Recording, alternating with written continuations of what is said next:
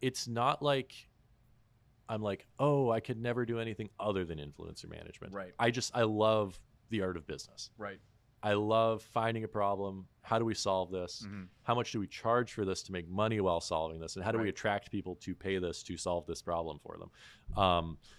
I really love that process. So I've said before, I think I'd be just as happy if I was running a dog food company as if I was running an influencer management company.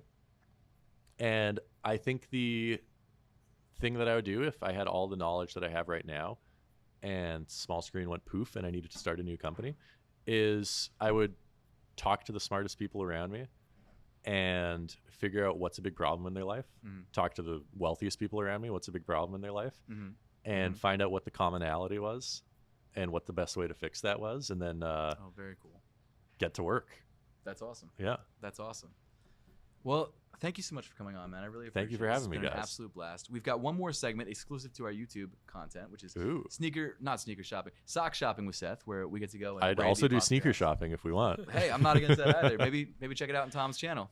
Probably not, but maybe. Who knows? Who knows? We don't. You know, you haven't specified exactly what kind I of. don't mean to let content you guys down, but there's not it's going to not be coming. sneaker shopping on my channel. But yeah, so thank you so much for coming on, man. It's been Thank you it's for been a having me. blast, and I think for a lot of people who weren't aware of what you're doing, they now have this really deep understanding of what you're doing, which I think is super cool. And I think for a lot of people who are just getting into business, it was very inspiring to hear what you did. And I think just your mindset is so refreshing compared to a lot of the stuff that you read online. All the other guests you've had. No. I'm just kidding. From it's the internet is so filled with gurus. Yep. Or people, or I'd say the internet's filled with gurus, and then your actual life is filled with downers. People who are like, you can't do it. Mm-hmm. So it's, Can I talk on that for a second? course, yeah. The gurus. of course, I think one of the greatest blessings I've had of I'm not gonna lie, Small Screen has done well, but obviously one thing you learn is there's always someone doing much better than you, right?